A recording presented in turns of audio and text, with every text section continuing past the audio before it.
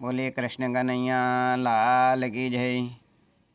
श्रीमत् सद्गुण शालिनम जिदे जिदे व्याप्तम जिदे व्याकृतिम जीवे साक्षर मुक्त कोटि सुखदम नैकावतारादीपम ज्ञेयं श्री पुरुषोत्तमं मुनिवरे वेदार्थिकीर्त्यां विभुं तन्मूलाक्षरयुक्तमेव सहजानंदम च वन्देहि श्रद्धाम्। આજના શુભ દિને તમામ શ્રોતાજનોને મારા હૃદયભાવપૂર્વક જય શ્રી કૃષ્ણ। એકવાર ભગવાન કૃષ્ણ એ બિરાજમાન હતા ગોકુળની અંદર। તે વખતે રાધાજી તેમની પાસે આવે છે અને રાધાજી એ ભગવાન કૃષ્ણને કહે છે કે હે પ્રભુ, બીજાના મનની વાત એ કેવી રીતે જાણી શકાય? ત્યારે ભગવાન કૃષ્ણ એ રાધાજીને કહે છે કે હે રાધે, હું એક કથા કહું છું, આ કથા દ્વારા આપને સમજાઈ જશે। પ્રાચીન કાળની અંદર અવધ નગરીની અંદર એક અંધ માણસ હતો। એ અંધ માણસ અને એનો એક બીજો ભાઈ મોટો ભાઈ હતો। આમ એ બંને ભાઈ એ નગરીની અંદર રહેતા હતા। એટલે મોટો ભાઈ જે ખેતી કરતો હતો, એમને જ્યારે ખેતરની અંદર જતા હતા ત્યારે એમને ખેતર સાચવવામાં એ ત્યાં ખેતરમાં રહેવું પડતું।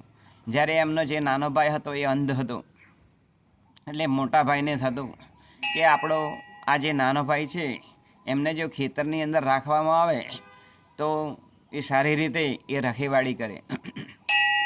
એટલે આ મોટા ભાઈએ નાના ભાઈને એ ત્યાં ઝૂંપડી એ બાંધી આપી ખેતરની અંદર। અને જે નાનો ભાઈ અંધ હતો એને કહ્યું, બોલે શું કે તમને ભલે દેખાતું નથી, પરંતુ જ્યારે તમને કોઈક જાનવર આપણો જે પાક છે એ ખેતરની અંદર ખાય એવું તમને લાગે, ખખડાટ થાય એટલે તમારે જોશથી બૂમો પાડવાની। એટલે આ જે અંધ ભાઈ હતો એણે કહ્યું કે સારું ભાઈ, હું આમ કરીશ અને સવાર સાંજ હું તમારા માટે એ ભાથું એ લઈ આવીશ। આમ મોટા ભાઈએ નાના ભાઈને કહ્યું। એટલે ખેતરની અંદર આ જે અંધ ભાઈ હતો, નાનો ભાઈ, એ ખેતરની રખેવાળી કરતો હતો। હવે બન્યું એવું કે એક વખત એક રાજા એ પોતે હરણ ખેલવા માટે નીકળ્યા હતા। એટલે હરણનો ઘણો બધો પીછો કર્યો રાજાએ। એટલે હરણ એ જે પેલા અંધ જે ભાઈ હતા એમના ખેતરની અંદરથી એકદમ પસાર થઈ ગયું। એટલે રાજા એ ત્યાં આવીને જોયું તો એક અંધ માણસ એ ખેતરની અંદર બેઠેલો હતો। એટલે અંધ માણસે પેલા રાજાને કહ્યું કે હે રાજા સાહેબ, તમે જે હરણનો પીછો કરો છો એ હરણ તમારે કામનું નથી। બોલે એમ? તો કે હા। તો કે કેમ કામનું નથી? ત્યારે આ રાજાએ એ અંધ માણસને પૂછ્યું। એટલે અંધ માણસે જવાબ આપ્યો કે એ હરણી હતી અને ગર્ભવતી હતી, એટલે એ તમારો શિકાર કામની નથી। એટલે આ રાજાએ વિચાર કર્યો અને આશ્ચર્યચકિત થઈ ગયા કે આંખે દેખતો નથી, છતાં પણ આ અંધ માણસને કેવી રીતે ખબર પડી કે એ હરણી હતી અને ગર્ભવતી હતી અને તમારો શિકાર એ કામનું નથી? એટલે આ રાજાએ પોતાના મંત્રીને કહ્યું કે તમે તલાશ કરો કે આ હરણી છે અને ગર્ભવતી છે કે નહીં। એટલે આ રાજાના જે મંત્રી હતા એ ફટાફટ બધી જગ્યાએ એ ફરી વળ્યા, જોયું તો ખરેખર હરણી હતી, ગર્ભવતી હતી। એટલે આ રાજા પેલા અંધ માણસને કહે છે કે બોલે, આપ તો અંધ જ હો, આપને કેવી રીતે ખબર પડી કે એ હરણી જ હતી અને ગર્ભવતી હતી અને પાછા કહો છો કે તમારા કામને નથી? ત્યારે એ કહે છે કે જુઓ રાજા સાહેબ, એ જ્યારે અહીંયાથી પસાર થઈને તે વખતે મારા ખેતરની આજુબાજુ વાડ છે।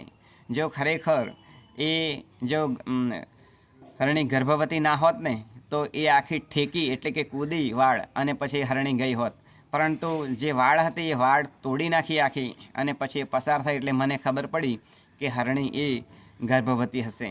એટલે રાજાને નવાઈ લાગી, આપ તો બહુ જ્ઞાની છો। એટલે એમણે કહ્યું કે હું તમને મારા ઘરે લઈ જાઉં। એટલે અંધ માણસને પેલા જે રાજા હતા એ પોતાના મહેલની અંદર લઈ ગયા અને પછી પૂછ્યું કે મારે તમને એક પ્રશ્ન પૂછવો છે। બોલે શું? તો કે મારી જે ધર્મપત્ની છે એ ખરેખર એ પ્રતિવતા છે કે નહીં તે મને કહો. ત્યારે આંધ માણસે કહ્યું કે જુઓ, તમે મારા ઉપર ગુસ્સે ના થતા હોય, ક્રોધિત ના થતા હોય તો હું તમને કહું.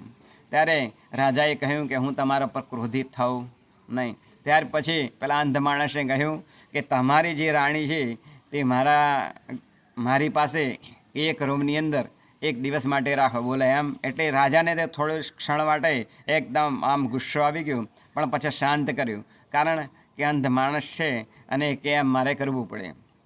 એટલે રાજા હતા છતાં પણ અંધ માણસે કીધું એમ રાજાએ કર્યું ને પોતાની રાણીને એક દિવસ માટે તેના એક રૂમની અંદર એ એમને જવા માટે કહે છે. એટલે રાણી અને અંધ માણસ એક દિવસ માટે એક રૂમની અંદર રહે છે. એટલે આ અંધ માણસ રાણીને કહે છે કે મારે તમને આલિંગન આપવું છે. એટલે જે પેલી રાણી હતી ને એણે લાટોનો વરસાદ પેલા અંધ માણસ ઉપર વરસાવ્યો, ખૂબ માર્યો, ખૂબ પીટ્યું. એટલે આ અંધ માણસે કહ્યું કે બસ મને માફ કરો. આમ કરી અને પછી એ પોતે રાજા પાસે આવે છે અને રાજાને કહે છે, રાજાને જવાબ આપે છે કે તમારી જે રાણી છે ને એ રાણી એ પ્રતિવતા નથી. બોલે એમ તો કે હા. ત્યાર પછી રાજા તલવાર લઈ અને રાણી પાસે જાય છે અને રાણીને કહે છે કે બોલ, તું પ્રતિવતા છે કે નહીં?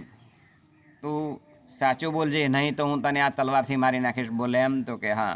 એટલે રાણી કહે છે કે હું પ્રતિવતા નથી. એટલે અંધ માણસને પૂછે છે, બોલે કોણ? રાજા. કે તમને કેવી રીતે ખબર પડી કે મારી જે રાણી છે એ પતિવતા નથી? ત્યારે એ જે પેલો અંધ માણસ છે એ રાજા સાહેબને કહે છે કે જુઓ રાજા, તમારી પત્નીને મેં આલિંગન કરવાનું કહ્યું ત્યારે તમારી પત્ની લાતોનો વરસાદ એ મારા ઉપર વરસાવ્યો. આથી હું એમ કે સમજી ગયું કે તમારી પત્ની એ પતિવતા નથી. જો પતિવતા સ્ત્રી હોત તો એની અંદર વિવેક હોત અને એ પોતે એમણે કહ્યું હોત કે હું તમારો સ્પર્શ પણ કરી શકું તેમ નથી, પરંતુ આણે તો સીધો મારા ઉપર વરસાદ જ વરસાવ્યો. એટલે મને ખાતરી થઈ કે તમારી સ્ત્રી એ પતિવતા નથી. એટલે આ સાંભળીને પણ રાજા એ ખુશ થયો. ત્યાર પછી એ જે રાજા છે એ રાજાને વિચાર આવે છે અને પ્રશ્ન પૂછે છે પેલા અંધ માણસને. ત્રીજો પ્રશ્ન, બોલે શું? તો હું જે રાજા છું એ ખરેખર મારા પિતાનો હું દીકરો છું કે નથી?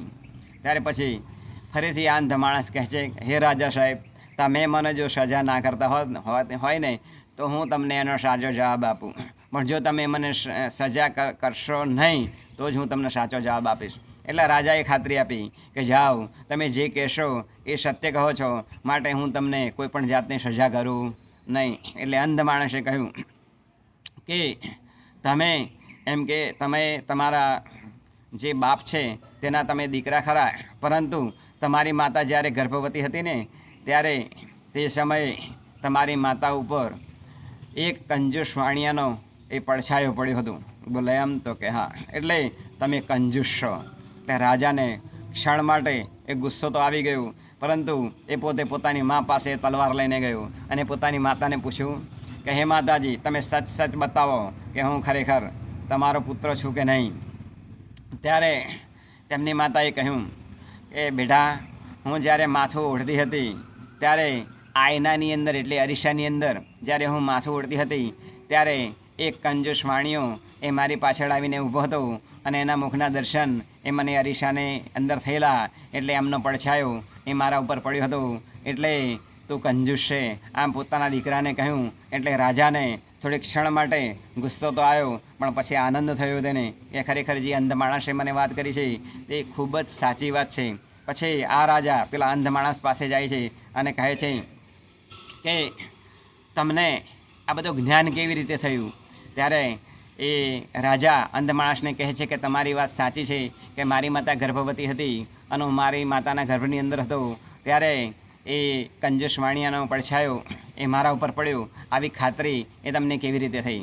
ત્યારે આ કંજૂસ માણસ કહે છે કે હે રાજા સાહેબ, મેં તમને આટલું જ્ઞાન આપ્યું, આટલી સાચી હકીકતની વાત કરી, છતાં પણ ફૂટી બદામ પણ તમે મને આપી શક્યા નહીં. આથી મેં જાણ્યું કે આપ કંજૂસ છો. આમ આ બધી જ્ઞાનની વાત, આખી એ મનની વાત એ પેલો અંધ માણસ એ ખરેખર જાણી જતો હતો. આનાથી આ રાજા ખૂબ ખુશ થયા. યહી મન સબન કો દેખે કિન્હો મનને નહીં દેખા.